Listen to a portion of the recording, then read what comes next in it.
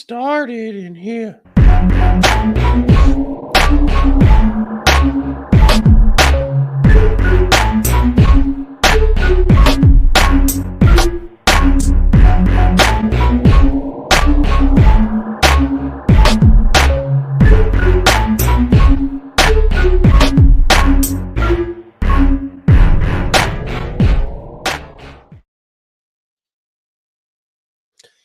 What up, y'all? Welcome back to That Real Texas Team podcast, episode 104. We're going to be talking all about the Texans' miraculous 19-point comeback victory over the division rival Jaguars, led, of course, by the defense, Daniil Hunter's effort, and Davis Mills getting the damn thing done. Mike, the resident co-host here on the show, with me as always. How are you feeling, brother? I feel great. Like I said, it's to know that the Texans are still playing for something is a good feeling. It would suck to be a Titans fan. Yeah. Because the Titans fans have nothing to play for but a first-round pick. Oh, I'm sorry. Not even a first-round pick, because the first-round pick's guaranteed. The first pick is all they're playing for. Yeah. And it kind of, if the Jaguars shit the bed, they don't have a first-round pick. Nope. That's going to Cleveland, right? And then Indianapolis traded their 2 firsts this year and next year for Sauce Gardner. Oh, man. This better be an all-in move for the Colts, because otherwise it's going to blow up quite huge. But let's talk about this game. 36-29 final score. Win over the Jags. We go into the fourth quarter down 29-10. All right, now at 12 minutes, 16 seconds left in the game, that's when Davis Mills hits Jaden Higgins in the end zone for the first touchdown of the fourth quarter. Prior to that drive, Mike, you were in the actual stadium. Yeah. What was the feeling and the atmosphere at that point? I'm not going to lie to you. Texans fans started clearing out about, I think, after that punt return for the touchdown. Yeah. That was when the fans started clearing out. So the environment was in there was like, oh, shit, here we go again. Mm-hmm. It, like, for the Texans, normally once it all starts to go wrong, it all starts to go wrong. So even I'll admit I'm one of the most enthusiastic Texas fans you'll even find, and even I was like, really? Mm-hmm. We're gonna do this today? Come on, man. Yeah. You're playing for your football lives. Davis, know what happens. Yeah. I mean, look, that first quarter and a half, I was like, oh, this looks terrible. That opening drive, Davis Mills throws the pick, sets them up for a field goal. Then on the kickoff return, Tremont fumbles, sets him up for a touchdown. Mm-hmm. And then the next drive, we punt, and Parker Washington returns that punt for a touchdown. 17-0 real quick. And I mean, I can't sit here and blame the Texans fans. Like, I was watching the game in Tennessee, just like, and you wanted to get out of there. Yeah, I wanted to leave, and I wasn't even there. But I didn't really have the "there's no hope" moment until Travis Etienne scored in the third quarter. Yeah, that was when I was like, all right, I think I can turn the game off now and not have to worry about it anymore. But then I didn't, and the Texans did what they did. They rewarded you. They rewarded you for your faith, for your attention. Yeah. I'm not gonna lie. After that touchdown from Travis Etienne, I was like, man, I said I was abstaining from alcohol, but man, I'm really questioning that shit right now. Mm-hmm. Mm-hmm. Does Texas have that rule where you can't serve alcohol in the fourth quarter? Yep. Gay. Hella gay. This was an amazing game all the way around. Obviously, we had the mountain of hiccups to lead us off in the first quarter, going into the second quarter, but the resilience and ability to overcome, stay calm, stay the course. This Texans team is. I'm not going to say that they're clicking. The defense has been clicking. Yeah. The offense has not. I mean, the offensive line that we trotted out for the first two series with CD So as a left guard, we added him from the practice squad earlier in the And week. He started. That's how little faith they have in Juice Scruggs. And you know who ended up coming in and starting because that guy did really bad? Juice fucking Scruggs. And who went in and played pretty goddamn good? Juice fucking Scruggs. I'm not going to sit here and tell you that Juice Scruggs has figured it out and turned the corner in his career. I'm not going to lie to you like that. But I can't imagine a scenario where a guy that you just brought in from the street is who's literally never been like a starting caliber player in the NFL at any point. Nope. How you're just going to be like, all right, we're going to give him the nod. Makes no sense. Absolutely no sense. But if we're being honest, this is the same guys. These are the same decision makers that have been rotating Laken Tomlinson and Juice Scruggs at left guard all season. Yeah. Yeah. So the decision making doesn't really flabbergast me as much as you would think it would. I mean, sort of like, yeah, that's a decent point. That's a pretty decent point. I mean, God. And I didn't even realize Laken Tomlinson wasn't going to play. Yeah, that. Now, with all of that being said, Laken Tomlinson did not touch the field. So I swear to God, if this game against the Titans, I see him and Juice Scruggs rotating at the left guard again, I'm going to lose my shit. I'm going to lose it. Yeah. What's up, E? I'm going to lose my shit. I feel you. At this point, I feel like the offensive line if everybody's healthy and able to come back at the same time, I would like our offensive line to look like Ursery at left tackle, Titus Howard at left guard, Jake Andrews at center, Ed Ingram at right guard, and a healthy Trent Brown at right tackle. I'm not opposed to that, but part of me still feels like Titus Howard is still better than Trent Brown. I mean, I'm not willing to, debate that. I think that's probably pretty accurate, but let's just say Titus Howard gives you let's use grades with it. Like a 79. Like if he gives you like 79 at a right tackle and he gives you like a 74 at left guard, and Trent Brown can come in and give you a 75 at right tackle. It might be a downgrade slightly at right tackle, but it's definitely an improvement at left guard. Yeah. And that's where I'm at. It's crazy. This is what we're discussing. It's like, yeah. I mean, look, they're going to continue to reshuffle this until they get something actually figured out. And they've got 8 games. Yeah, I got 8 games left to iron this out.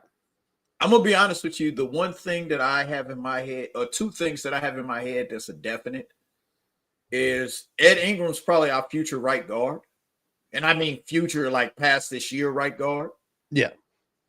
Ursery's our left tackle of the future. And there's a part of me that hopes that they find some way to restructure Titus's money. Yeah. We owe Titus at this point because we didn't jerk his ass. He has played every position on the offensive line except center. Yeah. I mean, he's been asked to do a lot. I mean, but I feel like that's your best 5.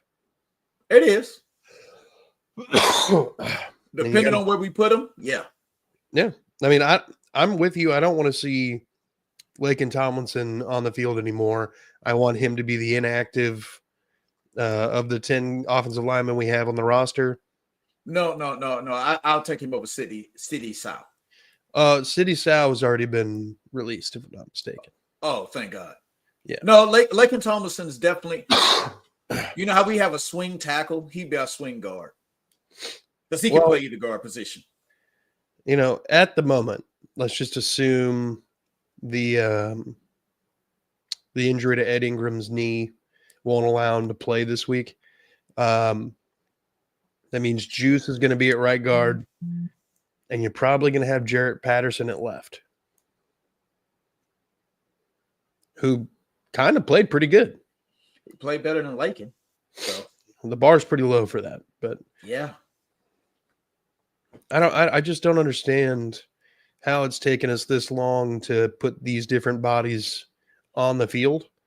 And based on what we've witnessed last year, there's no way to say that this is actually not a trend that's going to continue into the playoffs. Like in all honesty, the disrespect to Jarrett Patterson sort of sucks. Yeah. It's been because he didn't play bad at center. He was okay. Mm-hmm. But we brought in Jake Andrews, who hadn't actually played football in like 2 years. Moved him to the bench and forgot about Jarrett. I honestly forgot about Jarrett Patterson even on the team. When we were trying to figure out an answer to the left guard and that rotation between Laken Tomlinson and Juice Scruggs, we completely forgot that Jarrett Patterson does play guard. Yeah. He never came up. In all our discussions, he never came up again. It was like, Well, it's because we never saw him on the field. The only time we've seen him is when Jake Andrews was hurt week 1. Mm-hmm. And never saw him again. Never. He didn't play bad. He didn't play bad that week. It's just he's just not a big body and he can't run block super well. But that wasn't a problem against the Jaguars. Now, I'm not going to sit here and tell you that that's going to maintain for however long Jarrett Patterson's going to have to play. But I mean, the level of play that we've been getting out of Laken Tomlinson is so abysmal that you gotta risk it. Another thing, and you know, we were talking about this a little bit before we came on. There are people saying, "Oh, there's a QB competition now. That CJ Stroud should be benched for Davis Mills." No, dumb people say dumb things. There is no way in hell. Facts. Because the thing is, I was walking out the building listening to people say that shit, and I was like, y'all are high. Yeah, for real. Were they still serving you beers in fourth quarter? Mm-hmm. Is that what it is? Because there's no way. Like, thank God we did win it with Davis Mills. I'm proud of the game he played. Yeah. The one thing I will say, I've rewatched the game. I'm not even upset at the play calling by Caleb. Yeah. I'm not really upset about it because he actually did a pretty decent job calling the game. Now, if with what they call it revisionist history, people would say Davis Mills had a good game. Yeah. I mean, it's not that he wasn't. Okay, so what CJ does and what Davis Mills do are very different, okay? CJ is all about protecting the football. Yep. That he won't make the throws, the tight window throws, the throws where there's two people on Nico Collins. I can't throw there. Davis will be like, fuck it, Nico down there somewhere and fucking try to squeeze it in there. And hell, one of the biggest catches of the game was one of those scenarios. Two people covering. There were three guys on him. Yeah, and he's still three. You got to give your best players a chance to get the ball. Yep. Now, I will tell you this. He gave him a couple of headache balls. Oh, fuck yeah, he did. Fuck yeah. Look, again, that's part of it, though. But I think Davis Mills has that mentality of like, what are they gonna do? Bench me? Yeah, for real. They're gonna put in fucking Graham Mertz, bro.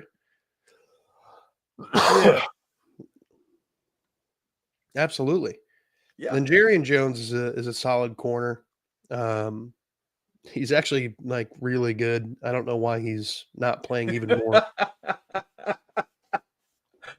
Brandon, oh God. Yeah.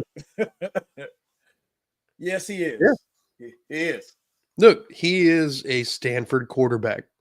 Facts. He is 1000% a Stanford quarterback. They are all the same kind of person. Andrew Luck, Davis Mills, John Elway.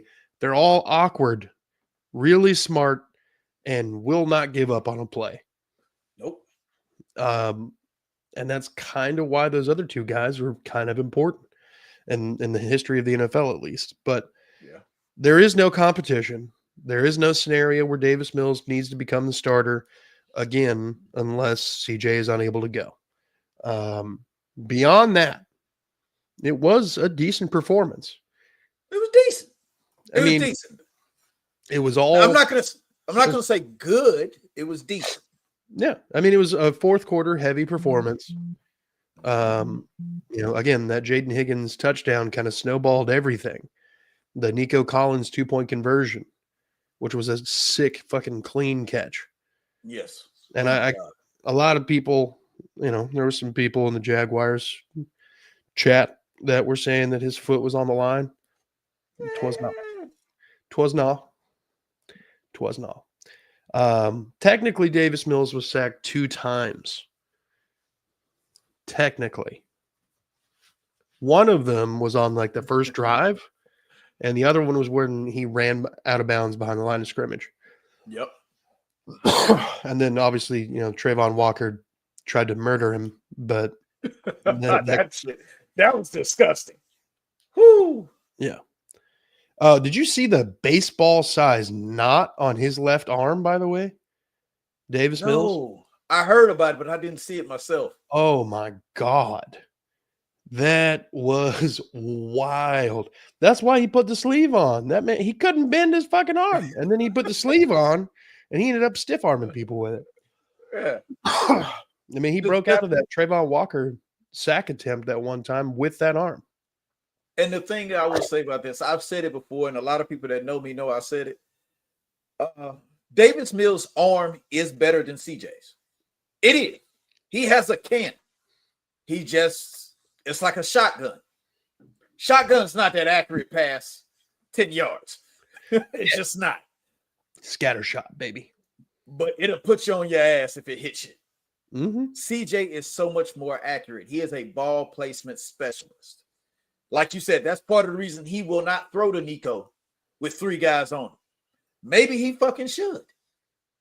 Because I think if nothing else, Nico reminded us, bro, I've been a top 5 receiver in the NFL the last 2 years. Yeah. We were wondering if Nico was having a down year, and it might actually be that CJ just wasn't throwing him the ball.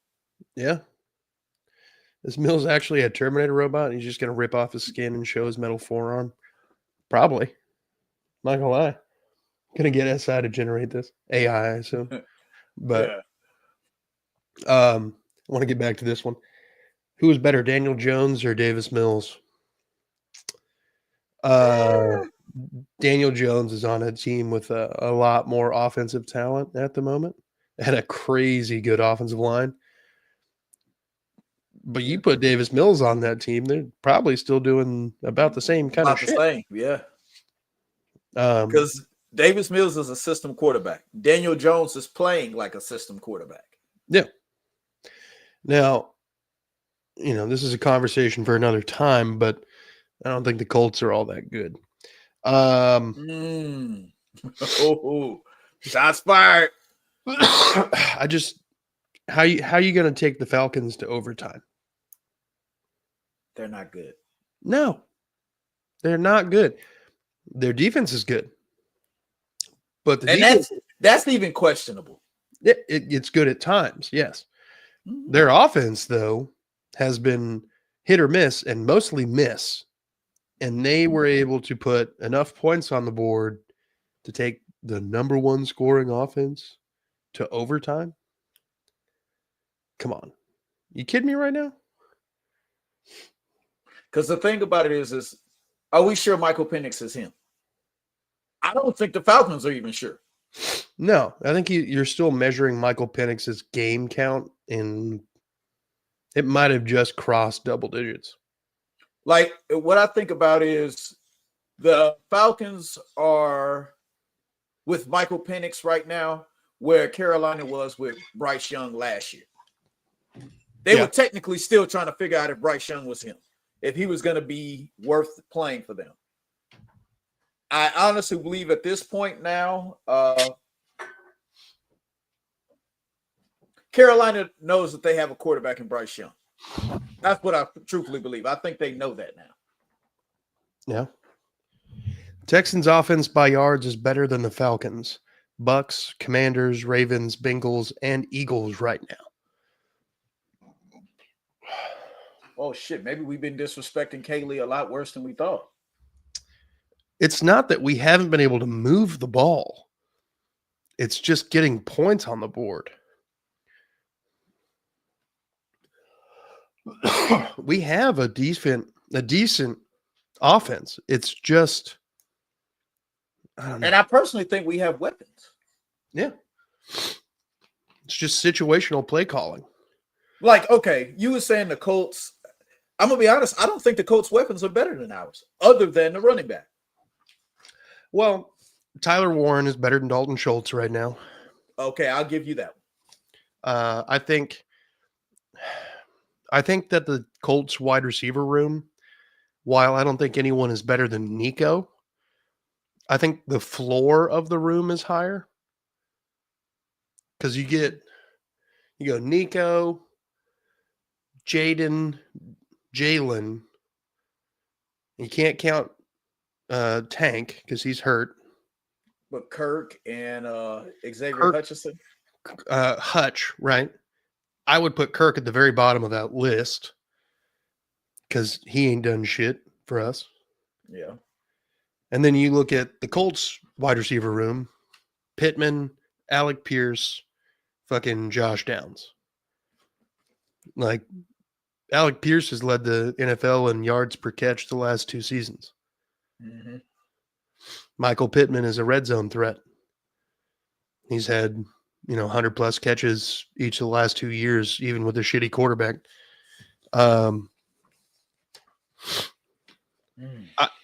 They have weapons. I'm not saying that they're all A+, but their offense is, especially because they've been, playing the most scrubby schedule. Yeah. And we'll see how it works out for them as it continues, man. This was the last cupcake game that they got to play, and they struggled. So yeah, again, at Kansas City, home against Houston, at Jacksonville, at Seattle, home against San Francisco, home against Jacksonville, at Houston. And the thing is, I think there's a chance the Texans might have broke Jacksonville. Yeah, I think the cracks were starting to show with Jacksonville against the Raiders. Yeah, they were kind of showing against the Rams in the London game, but I think the Raiders kind of exacerbated the situation. And that's why I think the Texans might have broken it. Yeah, just kind of busted it wide open. So that the Colts might get 2 more wins off the Jags, when those aren't supposed to be easy games. I want you to remember, the Colts have not beaten Jacksonville in Jacksonville since 2014. Oh, damn. I didn't know it had been that long. Yeah, it's been a minute. Yeah, it's real bad. Even years where the Jags were hot dog water, they still beat the Colts.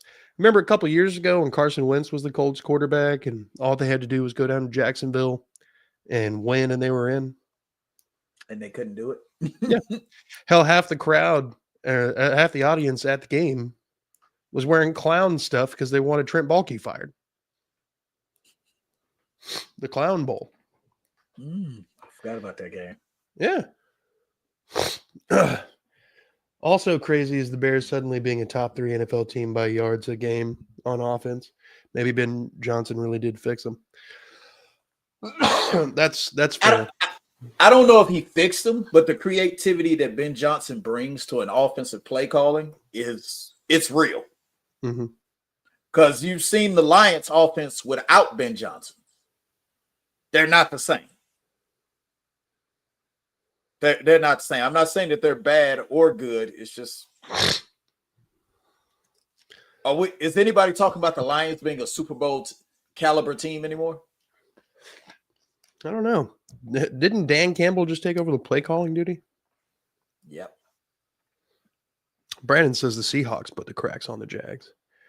Yeah, it's definitely possible. Yeah, the Seahawks, shit, I feel like they put cracks in our team. God damn it.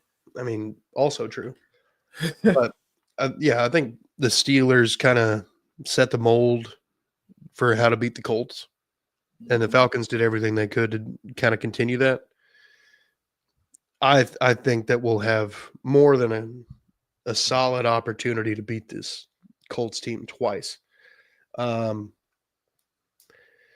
look, we're sitting at 4-5. This win saves the season at least for another couple weeks. We've got a couple, kind of big games coming up. Obviously, we're playing the Titans. You don't want to overlook them. It's a division team. They're going to be professionals. And they're professional. Any given Sunday kind of thing. So you got to come in there and take care of business. But Thursday night football at home against the Bills. Yeah. You follow that up 10 days later with a game in Indianapolis. And then, a few days after that, a game in Kansas City. And then it's a tough run. It's a tough run. So, I mean, if we can get through, I've been hearing Stutz and Landry talking about getting 5-5 by the end of week 11. And we're on pace for that if we can handle business against the Titans.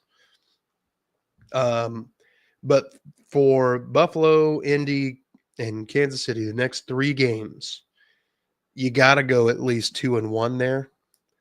And you got to beat Indy. So you've got to beat Indy. You can either beat Kansas City or beat Buffalo. I'm not expecting you to beat both. It'd be nice. It'd be nice. It'd be real nice. It'd be fucking amazing. I'm going to be honest. Both teams are more beatable this year than they have been in a long time. It's true. I mean, Buffalo just lost to Miami, and it wasn't even close. So I think with our defense, we have a shot in every game for the rest of the year, even though the offense at times has looked absolutely atrocious in the red zone. I'll give the starters fewer snaps on Sunday to save the guys reps for the short week. Yeah, I mean, I agree with that. I think you try to get up as much as you can, as early as you can, and rest the guys for Thursday. Win 2 or 3 games versus the Bills, Colts, and Chiefs. Show you should be a playoff team. Yeah. I mean, look, if you beat Tennessee, you're 5-5. If you win 2 of the next 3 games, you're 7-6. And you're looking at Arizona, Vegas. Those are both home games. And then the Chargers. And then you finish the year against the Colts again. I mean, 11-6 is definitely possible. It's all on the table. I still think 10-7 is pretty likely. I think we've got 2 games worth of wiggle room at the absolute most to make a wild card. So I mean, you just if I'm D'Amico, I'm not telling the team that, but oh fuck no, we need to go out there and pretend like every game's a playoff game going forward. I don't care who the fuck we play. Win or go home. The thing is, we have a defense that contend with a team in the NFL. I say that because with it, even with our record, the debacle that happened against the Ravens for Christmas, Yep. the blowout loss against Minnesota last year, there have been no losses like that all year. No. There's not been one game yet where the defense has just completely folded. There's really not been a game that we've lost. Hold on, let me just double check before I start talking outside of my neck. Yeah, we haven't lost any game by more than one, by more than one score. Yeah. Yeah. 8 points is our largest margin of defeat. So I mean, like we're in all of these games, which is something you can't say for some team, like the Rams beating the fucking brakes off the Jags 35-7. Both of the Colts losses are the same score, 27-20. If you didn't notice that. And then the Titans, the poor Titans, they've just been obliterated by most everybody. And the thing comes into, even with this Jacksonville game, this was the highest scoring game we've had all year long. But you just said when we start off, we can attribute damn near 17 of those points to the offense. Yeah. They had short fields 4 times in the first half. And they scored on all 4. Yep. And when I'm saying short fields, they were already in the red zone when they got the ball. Did the Colts fan take over the Texans tailgate stream? Fuck, I don't know. I've been fucked up. I haven't hit up old Sarge in a minute. Let's see what I'll check out what he's got going on. Yeah, check on Sarge, yeah. That real Texas team stream.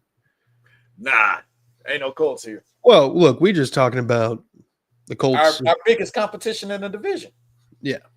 Because we feel like the Jags are going to kind of fall off here. They're not obviously out of anything. Not Sarge, y'all's other one. Are you talking about the Jaguars pod? Is Jeff filling in? That would make some sense. I think he's filling in because Isaiah's not available right now. Pull it up on another device. We gonna see. Oh, Kingmaker guy. Oh, it's Justin? Yeah. Yeah, he's filling in for Isaiah. Yeah. Isaiah's got some stuff going on. But yeah, no, I mean, red pop gun is what I call that man now. So whose performances on the offense, Mills, the offensive line, the wide receivers, or the running backs, was more surprising? Probably the offensive line. I'm gonna be honest. Because that fourth quarter, Davis didn't really get touched. Yeah. The running backs, yes. But I personally think Jaquavius Marks is a good running back, a good young running back. And Nick Chubb isn't officially washed. Well, he's 24, but yeah. Damn, it's a little old. Yeah, old for a rookie. Yeah, Nick Chubbs isn't officially washed. No. Dude, I've seen washed running backs, and it's not him. There were a couple runs where I was like, I thought it was Woody at first, and then it turned out to be Chubb. Yeah. And he was just booming people. And the thing is, the way he's bouncing off of tackles and spinning, like Nick Chubb, I used to remember from Cleveland. Mm-hmm. And like you said, I thought it was Woody. Yeah. But I hadn't even brought it up, but I'm still sort of wondering when the hell is Joe. We haven't even brought up Joe Mixon's ass. Yeah, well, see, and that's the other thing. I don't know that he's going to come back this year. I think they would have been talking about that already.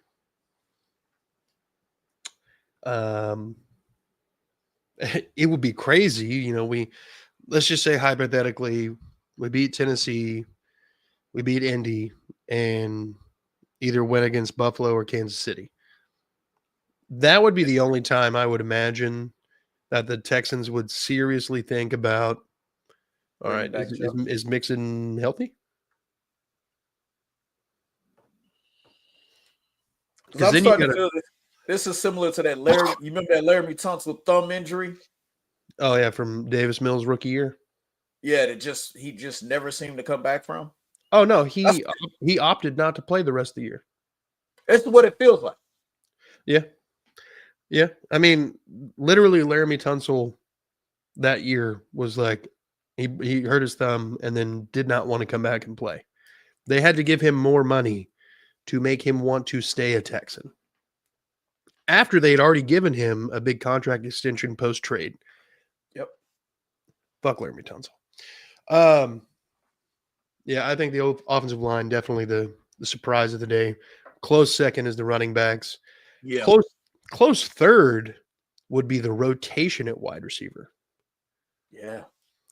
Because I saw a lot more Knoll, and I need to see a lot more Knoll and Higgins. I don't know. Probably the people that I think most people would if you're a Titans fan. At least we have more than one win. I know Breece Hall wanted to be one. That's true. And Breece Hall could still end up being a Texan. Yeah. I'm just saying. The man is a free agent next year, and I'm almost positive the Jets are not going to franchise tag him. Yeah. The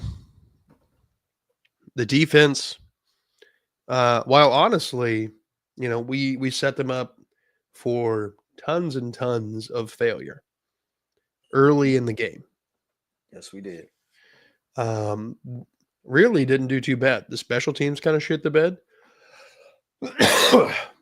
I mean, a lot of kick returns that were way bigger than they should have been. That's starting to become a thing. That really is.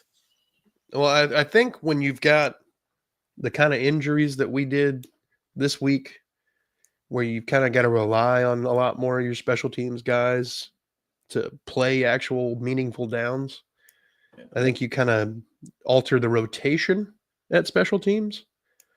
And that kind of, you no longer have Tremon Smith doing everything. By the way, shouts to Tremon for actually having a decent game on defense. Like, well, I was sitting up here. Shout outs to Miles Bryant too. Miles Bryant was playing safety. Oh damn! And not a little safety. When MJ Stewart went out, it was only Miles Bryant back there. Yeah. And we did not get exposed. That guy Trevor Lawrence. I don't. Do you recall a deep pass? There were no, not really, but I remember there being a couple opportunities for one, and just not being able to get it out. Yeah, good point, Brandon. Miles Bryant, Trent Brown, former Patriots we aren't complaining about. Yeah. Yeah, you got a point. But let's flip it to the defense. We've already been talking about MJ Stewart, so I guess it's not flipping it. But Danielle Hunter. Woo! Danielle Hunter's 3.5 sack performance, absolutely dismantling Walker Little. I imagine Walker Little had to go do some soul searching after that game. He's like, do I really – is this what I want to do? Because Danielle ate his lunch, banged his girlfriend, and then videotaped it and sent it to him, essentially. Walker Little looks like Cam Robinson. That's who he looks like. I just can't block anyone.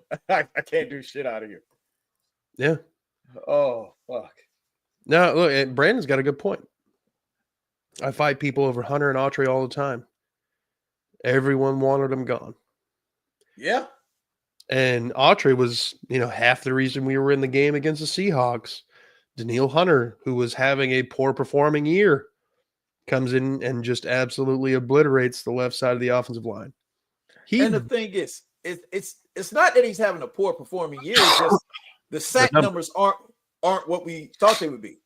Right. But if you go and look on the run, when they run Danielle's way, shit doesn't work out. No. It just doesn't. Daniil beat him every way you could possibly beat an offensive lineman. Mm-hmm. He lined up head on him. He lined up on an inside shade. He lined up outside. He ran over him. Dominant performance by Daniil Hunter and the defensive line in general, bottling up the Jaguars running game, which lately hasn't been great, but is still a point of emphasis for this Jaguars offense. I mean, shutting that down was incredible. Another person I want to give some credit to, Derek Stingley. That one-handed interception was about as clean as it gets. It makes me think back to that game in Jacksonville. There's a chance we might not have lost that game if Derek Stingley didn't get hurt. Yeah. Yeah. Because that's what started the oblique injuries. Oh, shit. Ooh. I didn't know that. I hadn't been paying attention to Minnesota. Yeah. Well, I mean, Minnesota's defense has been the only reason that they're in games. And then, J.J. McCarthy shits the bed. Another guy that's not ready. I'm going to pull up the numbers just so I don't fudge them up. If he's ever going to be ready. Yeah, for real. I didn't think he was that good coming out of college. That's why I was sort of surprised. Where'd it go? Here we go.